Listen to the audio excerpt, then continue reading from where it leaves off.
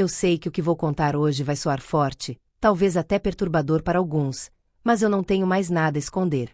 Já se passaram mais de 10 anos desde aquela tarde de verão que mudou minha vida para sempre, e o peso desse segredo continua aqui, como uma pedra amarrada no peito que nunca termina de te afundar de vez, mas também não te deixa flutuar. Meu nome é Helena.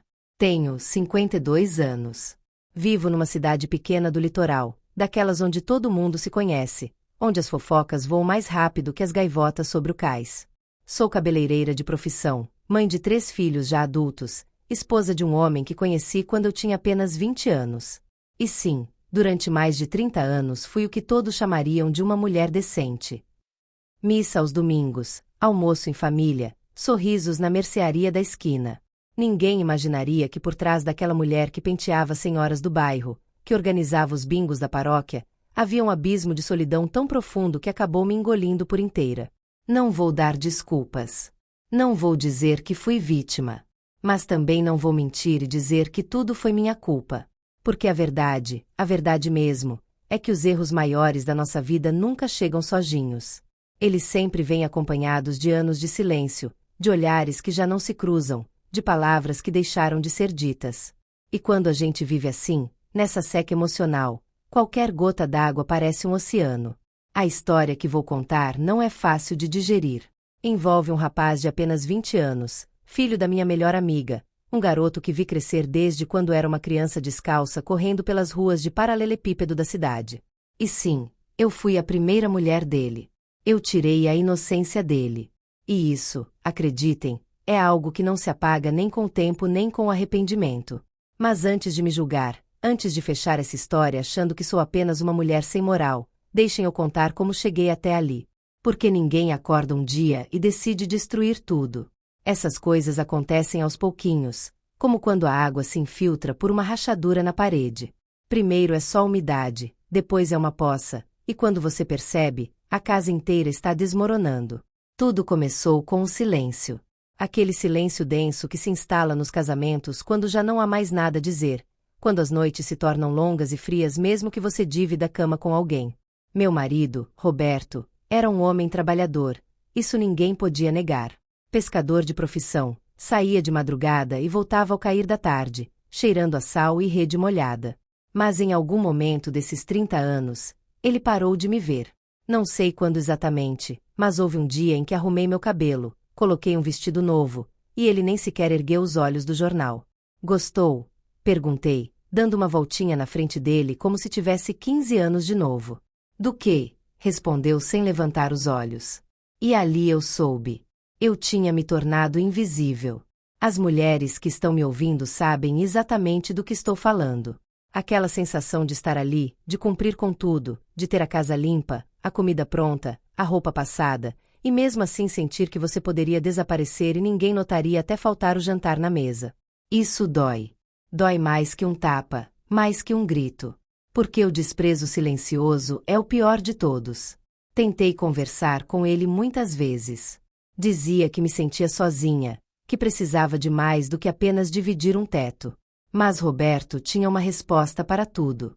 Você está exagerando, Helena. Eu trabalho para te dar tudo o que você tem. Como se dinheiro preenchesse o vazio. Como se uma geladeira cheia pudesse substituir um abraço. Como se sapatos novos fossem suficientes quando o que uma precisa é que alguém olhe nos seus olhos e diga que você ainda importa. E assim os anos passaram. Eu continuava acordando cedo, preparando café, atendendo o salão de beleza, ouvindo os problemas das minhas clientes enquanto os meus ficavam entalados na garganta. Porque numa cidade pequena, a gente não pode reclamar muito. As pessoas falam. E se você reclama do marido, te chamam de ingrata. Se você se arruma muito, te chamam de assanhada. Se sai sozinha, te chamam de suspeita. Então a gente aprende a calar, a sorrir, a fingir que está tudo bem enquanto por dentro está morrendo aos pouquinhos. Foi nesse contexto, nessa vida cinza e apagada, que ele apareceu. Ou melhor, que eu o vi com outros olhos. Mateus. O filho da Carla, minha melhor amiga desde a infância. Um rapaz alto, de olhos claros, com aquela falta de jeito tão típica dos 20 anos. Eu o conhecia desde criança. Tinha visto ele chorar quando ralava os joelhos, tinha visto ele crescer, se transformar num jovem calado mas educado, daqueles que cumprimentam com a cabeça e ajudam a carregar as sacolas do mercado. Nunca tinha olhado para ele de outra forma. Até aquele dia. Era um sábado à tarde. Eu estava no quintal dos fundos da minha casa, regando os pés de tomate que tinha plantado junto à cerca. Estava calor, um calor grudento daqueles que te fazem suar só de respirar. Eu usava uma blusa leve e um short, nada provocante, só roupa confortável para ficar em casa. E de repente ouvi a voz dele. Dona Helena, precisa de ajuda? Levantei o olhar e lá estava ele, do outro lado da cerca, com um sorriso tímido e as mãos nos bolsos. Carla morava logo ao lado, então era normal vê-lo por ali. Mas naquele dia algo foi diferente. Talvez tenha sido a forma como ele me olhou. Não como a criança que eu conhecia, mas como um homem. Havia algo nos olhos dele que me fez sentir viva, como se depois de anos sendo invisível, alguém finalmente estivesse me vendo. Não, obrigada, Mateus. Já estou quase terminando, respondi, sentindo um calor nas bochechas que não tinha nada a ver com o sol. Mas ele não foi embora. Ficou ali, apoiado na cerca, me olhando. E eu, boba de mim, continuei regando as plantas como se nada, embora sentisse o olhar dele cravado em mim, queimando minha pele. A senhora está bonita, Dona Helena, disse de repente. Sempre tão ativa, tão linda. Linda. Essa palavra. Fazia anos que ninguém me dizia isso. Roberto já nem me olhava mais. E ali estava aquele garoto, aquele menino que poderia ser meu filho, me dizendo que eu estava linda. E eu, meu Deus, eu senti o coração bater como quando eu tinha 18 anos. Ah, Mateus, não fala bobagem. Já estou velha, respondi nervosa, tentando tirar a importância. Velha? Que nada. A senhora está melhor que muitas da minha idade. E foi ali que eu deveria ter cortado. Ali que eu deveria ter dito para ele ir embora, que aquelas palavras não estavam certas. Mas não fiz isso. Fiquei calada, com um sorriso bobo no rosto, sentindo algo que não devia sentir. Desde aquele dia, as coisas mudaram. Mateus começou a buscar desculpas para falar comigo. Que se precisava de um conselho sobre a faculdade, que se a mãe dele não estava e precisava que eu guardasse uma encomenda, que se podia pegar o telefone emprestado porque o dele estava sem bateria. Desculpas bobas, transparentes, mas eu aceitava todas. E cada vez que o via, aquela tensão crescia. Aqueles olhares, aqueles silêncios desconfortáveis, aqueles sorrisos que duravam um segundo a mais do que o normal. Eu sabia que estava brincando com fogo. Me repetia isso todas as noites enquanto Roberto roncava do meu lado. Helena, não seja boba. É o filho da sua melhor amiga. É um menino. Mas minha mente respondia: menino? Já é um homem. E ele te olha como Roberto parou de olhar há anos. E ali estava o problema. Eu não buscava romance. Não buscava amor. Buscava me sentir viva de novo. Sentir que alguém me desejava, que alguém pensava em mim, que eu ainda existia como mulher e não apenas como a esposa do Roberto ou a mãe dos meus filhos. As semanas passaram e a tensão se tornou insuportável. Mateus e eu nos cruzávamos no quintal, na rua, na mercearia. E cada encontro era como jogar lenha na fogueira. Até que chegou aquela noite. Aquela maldita noite que mudou tudo. Era uma sexta-feira. Roberto tinha saído com os outros pescadores para tomar umas cervejas no cais, como fazia toda sexta. Meus filhos estavam fora, um na casa da namorada, os outros no cinema da cidade vizinha. Eu estava sozinha em casa, vendo televisão sem realmente prestar atenção, quando ouvi baterem na porta dos fundos. Levantei estranhando. Ninguém usava aquela porta. Abri e lá estava ele. Mateus. Com os olhos brilhantes, as mãos tremendo, a respiração agitada. Dona Helena, eu preciso falar com a senhora. Agora. Mateus, é tarde. Aconteceu alguma coisa? Sim. Aconteceu sim. Ele deu um passo à frente. Eu não consigo parar de pensar na senhora. O mundo parou. Meu coração acelerou. E naquele momento, tive uma decisão a tomar. Fechar a porta ou abri-la. Ficar na minha vida segura, entediante, invisível, ou cruzar aquela linha que eu sabia que não tinha volta. E eu cruzei. Não vou dar detalhes gráficos porque não é minha intenção desrespeitar ninguém. Mas o que aconteceu naquela noite foi exatamente o que vocês estão imaginando. Mateus e eu ficamos juntos. E foi desajeitado, nervoso, cheio daquela inexperiência que ele carregava. Mas também foi intenso, real, carregado de uma emoção que eu tinha esquecido que existia. Quando terminou, quando ficamos ali em silêncio, com a respiração ainda ofegante, ele me disse algo que me partiu em dois. Você é a primeira mulher com quem eu fico, Helena. Fiquei congelada. Sabia que ele era jovem, mas não imaginei que fosse a primeira vez dele. E naquele momento senti tudo ao mesmo tempo. Poder, culpa, desejo, vergonha. Era como se eu tivesse me transformado em duas pessoas. Uma que se sentia viva, desejada, poderosa. E outra que sabia que acabará de cometer o pior erro da sua vida. No dia seguinte foi um inferno. Acordei com a culpa grudada na pele como uma segunda pele. Vi Roberto tomando café, tão tranquilo, sem saber de nada. Vi Carla me cumprimentando da janela dela, sorridente, confiante. E eu ali, carregando um segredo que podia destruir tudo. Mateus me mandou uma mensagem. Obrigado. Nunca vou esquecer a noite passada. E eu só consegui responder, isso não pode acontecer de novo. Mas seria mentira dizer que foi fácil manter essa promessa. Porque Mateus insistia. Vinha bater na porta, me procurava na rua, mandava mensagens a toda hora. E eu, fraca como era, algumas vezes cedia. Não muitas, mas o suficiente para saber que aquilo já não era apenas um erro. Era uma bomba relógio. Os meses que se seguiram foram os mais difíceis da minha vida. Vivia com medo constante. Medo de que Roberto suspeitasse. Medo de que Carla descobrisse algo. Medo de que alguém tivesse nos visto. A cidade é pequena, as paredes têm ouvidos, e eu sentia que a qualquer momento tudo ia explodir. E quase explodiu. Um dia, Carla veio até minha casa. Sentou na minha cozinha, me olhou fixamente e disse: Helena, você tem notado algo estranho no Mateus? Ele está diferente. Anda distraído, sorridente, como se estivesse apaixonado. Mas não me conta nada. Senti a alma cair no chão. Apaixonado? Que bom, né? Já estava na hora dele ter uma namorada. Carla riu. É, mas ele não me diz quem é. E isso me deixa com o pé atrás. E se for uma dessas meninas loucas da cidade? Ah, Carla, deixa ele. Já é adulto. Mas por dentro eu estava morrendo. Porque eu sabia que a menina louca era eu. Naquela noite escrevi para Mateus. Acabou. Não me procura mais. Isso tem que terminar.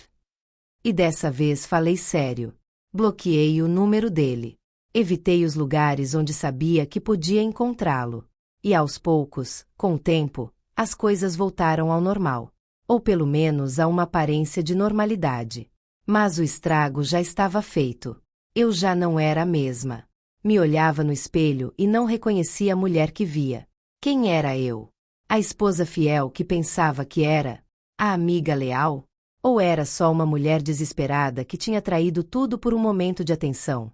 Os anos passaram. Mateus saiu da cidade para estudar na capital.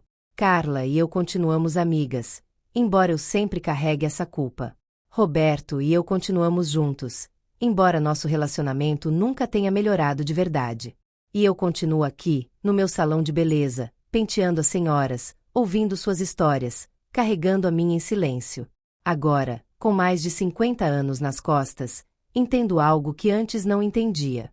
Os erros não se apagam. A gente carrega eles. E o peso desse erro, dessa traição, daquela noite e de todas que vieram depois, eu continuo carregando todos os dias. Me arrependo? Sim. Faria de novo? Não sei. Porque aquela versão de mim que buscava se sentir viva, que estava morrendo dentro da própria casa, aquela Helena desesperada, não sei se ela realmente foi embora. E essa é a parte mais assustadora de tudo. Não é o ato em si. É saber que dentro de você existe uma versão de você mesma capaz de fazer coisas que você nunca imaginou. E uma vez que você conhece essa versão, nunca consegue esquecê-la completamente. As mulheres que estão me ouvindo, digo isso de coração: cuidem dos seus casamentos. Não deixem o silêncio se instalar. Não deixem que os anos roubem as palavras, os olhares, os abraços. Porque quando uma mulher se sente invisível, quando se sente sozinha dentro da própria casa, é aí que começa o perigo. E acreditem, sair desse buraco é muito mais difícil do que evitar cair nele. E aos homens, se algum está me ouvindo, digo: não achem que suas esposas são garantidas. Não assumam que porque estão juntos há anos, porque têm filhos, porque têm uma rotina, ela vai estar ali para sempre. No dia em que uma mulher deixa de se sentir amada, nesse dia ela começa a buscar esse amor em outro lugar. E quando encontra, não há mais volta. Não justifico o que fiz. Foi um erro. Foi uma traição. Foi uma falta de respeito com meu marido, com minha amiga, comigo mesma. Mas também foi o resultado de anos de abandono emocional, de solidão, de me sentir como um móvel na minha própria casa. E essa é a verdade que ninguém quer dizer em voz alta. Que os piores erros não surgem da maldade, surgem do desespero. Daquele vazio tão grande que a gente está disposta a preencher com qualquer coisa, mesmo que seja com dinamite. Vivi com esse segredo por anos. E agora, ao contá-lo, sinto um pouco de alívio. Não porque esteja orgulhosa, mas porque finalmente posso dizer a verdade. Fui uma mulher que errou, que buscou calor onde não devia, que traiu as pessoas que confiavam nela, e que agora, anos depois, continua pagando o preço. O quintal da minha casa, esse mesmo onde tudo começou, continuo vendo todos os dias. E cada vez que passo por ali, lembro daquela tarde de verão, daqueles olhares, daquele momento em que decidi cruzar a linha. E me pergunto, uma e outra vez, se valeu a pena. A resposta é não. Nunca valeu a pena. Porque o prazer dura minutos, mas a culpa dura para sempre. E essa é minha história. Crua, real, sem enfeites. A história de uma mulher que se sentiu invisível e que, numa tentativa desesperada de se sentir viva, acabou se perdendo. Se algo podem aprender com isso, é que a solidão dentro de um casamento é mais perigosa que qualquer tentação externa. Porque quando o lar se torna um lugar frio, qualquer calor, mesmo que venha do lugar errado, parece salvação. Cuidem do seu lar. Cuidem do seu coração.